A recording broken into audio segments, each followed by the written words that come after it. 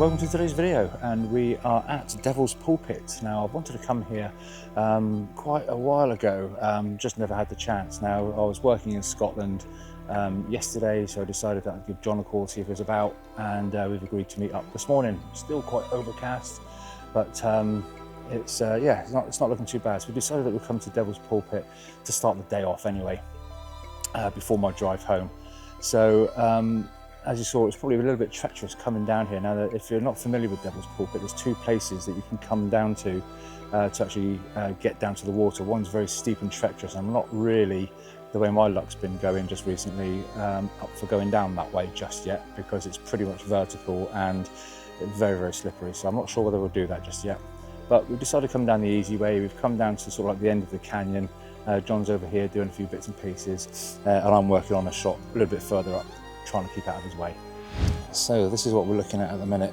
I'm trying to make use of that stone boulder just there, as you can see. So we've pretty much got it set up as you can see it there, just down on the left hand side of the image. Now I wanted to try and get some of those streaks. See that white water? I just wanted to try and get some of those streaks coming towards us there. I do have my polarizer on at the moment to get rid of some of that reflection, and it's really showing up the reds in the water at the moment.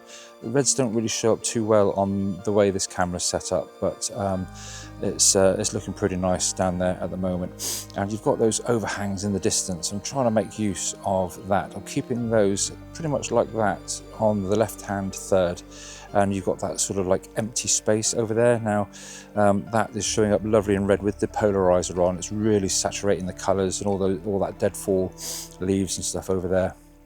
It's really filling up that empty space with glorious reds and browns and golds. And in the foreground, you've got that white. I'm hoping I can make a little bit more use of that with a little bit of dodging and burning, just to bring that out and fill up the foreground. That's the plan. This is the shot.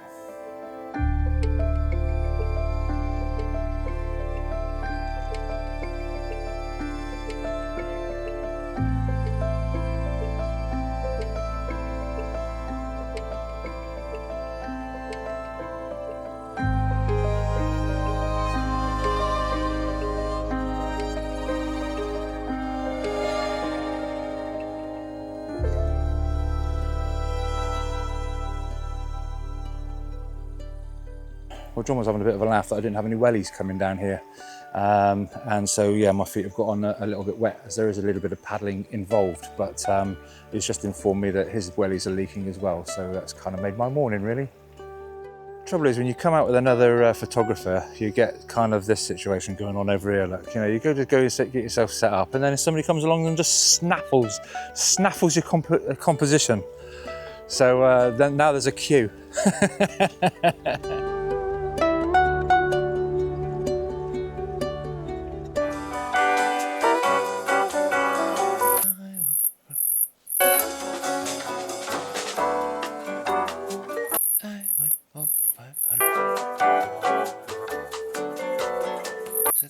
Miles to be.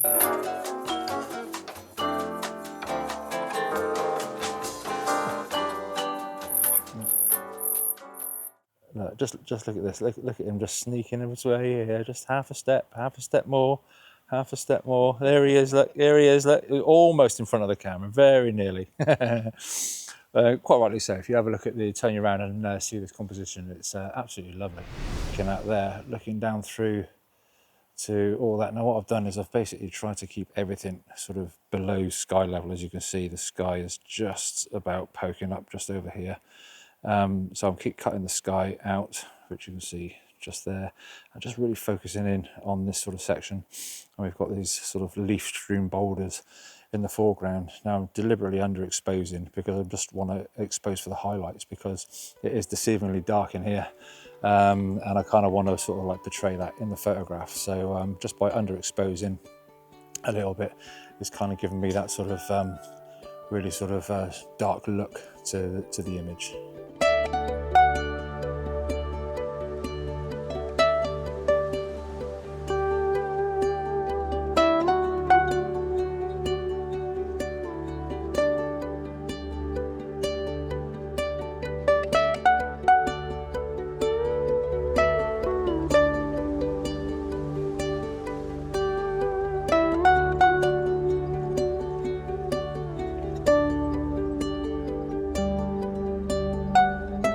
thought this might make a nice image where you've got all the lovely sort of the reds and stuff and the golds and the browns of the deadfall leaves in the front.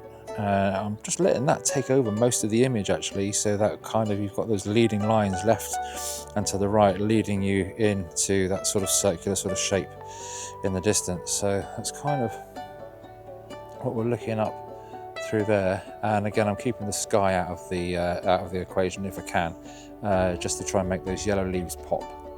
But yeah, I'm quite happy with that. I've had to do a focus stack of about 5 to 6 images just to try and get, I'd like everything to be in focus on this one. So yeah, front to back, 6 images, this is the shot.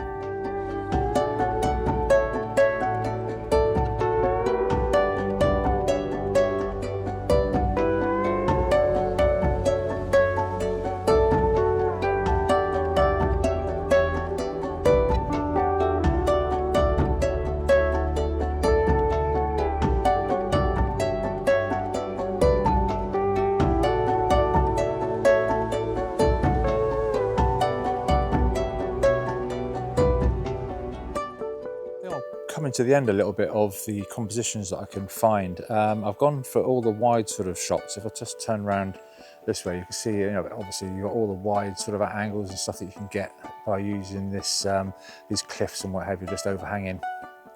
But I've trying to narrow my sort of search down to sort of more intimate sort of stuff where I can either maybe get the macro lens out or you know, something a little bit more sort of intimate scenes and stuff. But kind of at the moment I'm kind of drawing a blank at the minute, but I was hoping that maybe I could make something of, if we look you know, sort of above us and stuff, you've got all the overhanging rocks and whatever like that, whether I could see any sort of like really interesting patterns and things like that in there. But at the moment I'm kind of drawing a blank at the moment, but yeah, I'm just kind of changing my way of looking a little bit, because obviously how beautiful that actually is down through there. I'm starting to get the feeling that all the images are starting to look the same. So yeah, I'm just going to start looking for sort of more intimate scenes.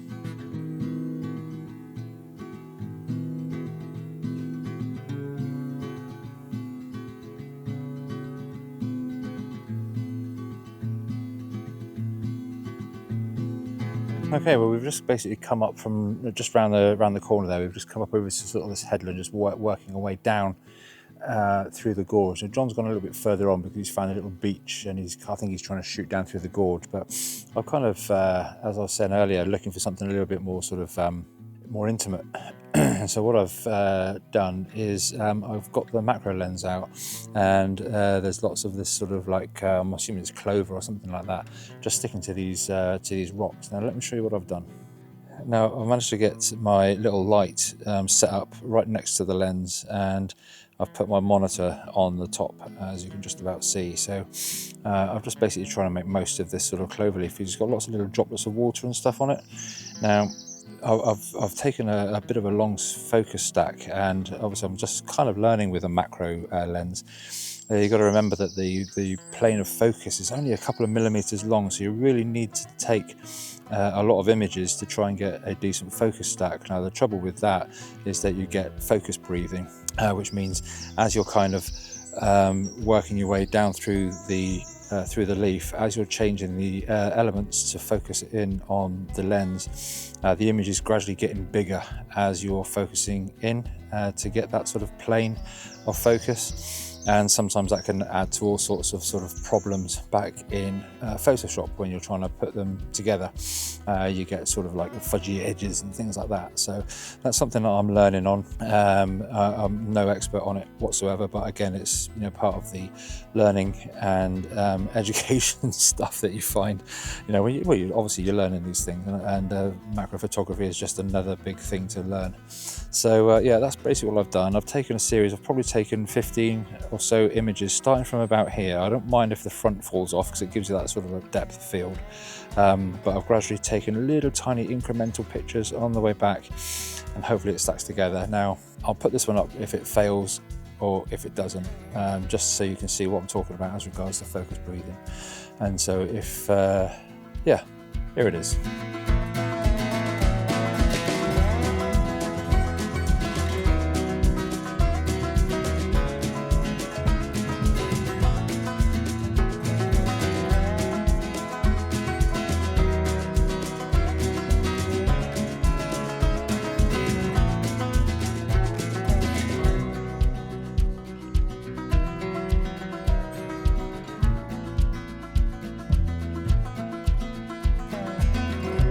I'm just kind of finishing up in this area, and I just thought I'd take a picture of this this beautiful yellow leaf. It's got a yellow, the leaf itself is yellow and the stalk is red, and sitting on some brown leaves, it kind of looks all right. Now, because it's very wet, it's shining and glowing off the sky up above, so I need to put my polarizer over the front of the lens, so it doesn't actually fit on this lens at the moment because I don't have the proper rings to screw it onto. So what I'm going to do is just frame the shot up and set the camera off on 2-second timer, and then I'm just going to hold that in the way of it, and yeah, let's see how we do. So that's what we're looking at, because as you can see, it's really glowy. And if I put the polarizer in front and just kind of turn it, you can see how that is changing the reflection on the leaf. So I kind of want it about there. I'm going to set it going, and I think we're good.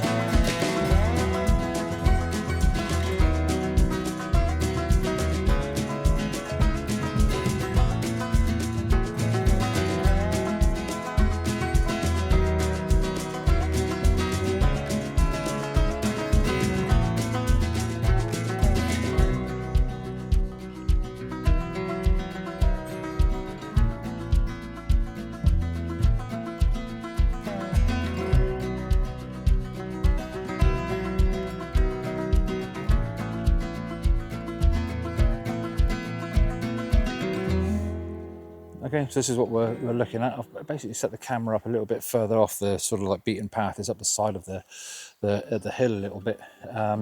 But again, it's just making use of these leading lines of the path and the stream running up into that scene that we've been photographing most of the morning.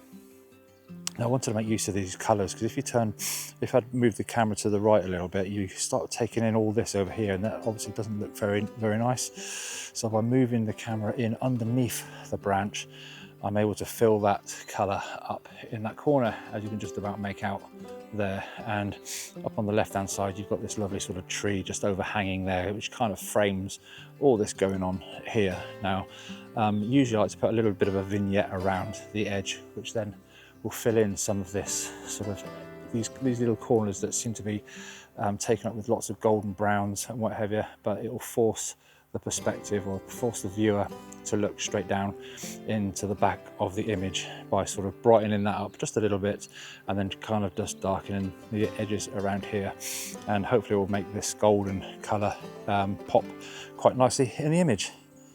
Let's go and have a look at that one.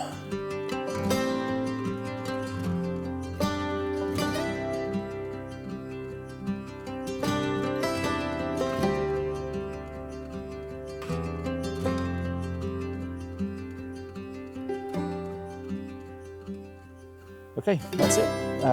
If you like the images that you've seen today, if you'd like to leave a like and subscribe, and all those good things, it really helps the channel out and gets it out to ever more people that like this type of content. Thanks again to John for coming out with me this morning. It's been great to catch up with him. It's been a few months since I was last up here, and it was nice to come. I've always fancied coming to this place. I think we're going to leave the difficult place to get to. We're going to leave that until next time, I think. It's just I can't afford to take A4 today with work commitments and stuff, and it looked a little bit dodgy, so we'll give that one a miss today. But I think it's John's round for a cup of coffee, and we'll see you again next time. Bye for now.